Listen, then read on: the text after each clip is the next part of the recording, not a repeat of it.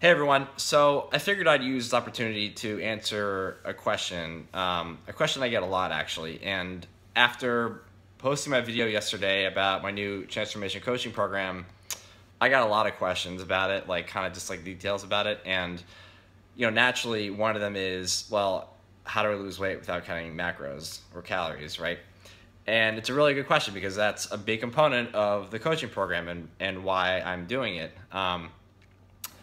So yeah, there's no guarantee that you won't overeat or that you'll undereat. I mean, that's totally true, right? But the answer really lies in your ability to be attuned to your body, because we as a fitness culture, and I said this before, have totally lost our sense of awareness with what our body wants, doesn't want, needs, doesn't need, right? And we override our hunger signals and satiety levels with macros. We don't eat when the body is desperately asking for food or possibly eating when it doesn't want any food. That's fine in the short term, right? Totally fine.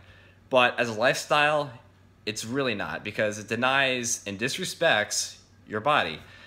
It makes life literally so much more difficult, and I think it's pretty evident, from the amount of people who reach out to me and complain about their immense struggle with living a life free of pain, anxiety, fear, guilt.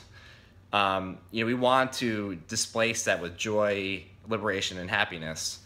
Because how many times do you go out to eat with friends or family, and you don't do it because you don't know the macros of the food? Or you don't go out in general because you're afraid you'll be forced to eat something that doesn't comply with your meal plan. Right, that's a problem. So are they going to enjoy watching you make that decision? And how long can you live like that, right? It's not sustainable, because eventually your quality of life dwindles and your relationships crumble. All for what? Losing 5 pounds? So it's about balance, but it's also about priorities. And if you ask me, that demands the greater focus. Relationships and camaraderie with other humans is at the highest point on the totem pole. And dieting is probably closer to the bottom, right? Because humans thrive on interaction, love, and kindness. We need it for our survival.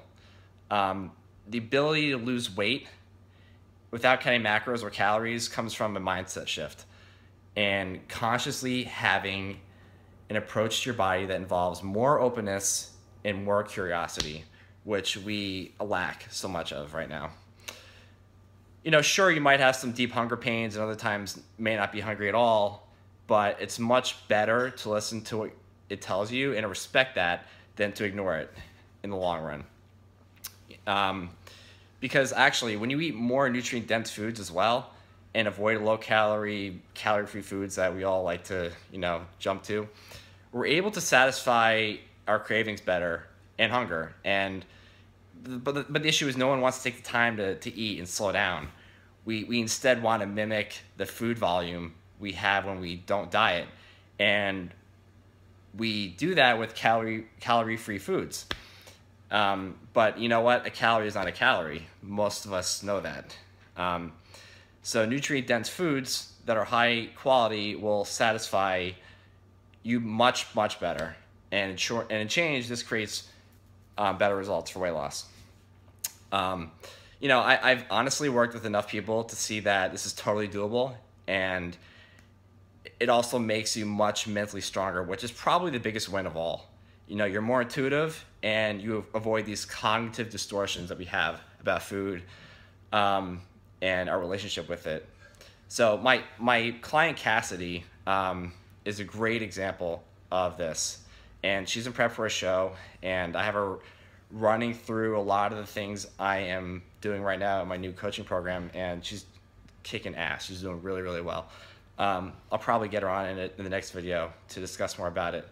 But the bottom line here is that weight loss success without counting macros comes from 3 things I've conceptualized. It's having an awareness of your body and the eating experience, intrameal structure, and picking nutrient-dense foods that work with your hormones, and respecting your food preferences, your likes, dislikes, what's neutral.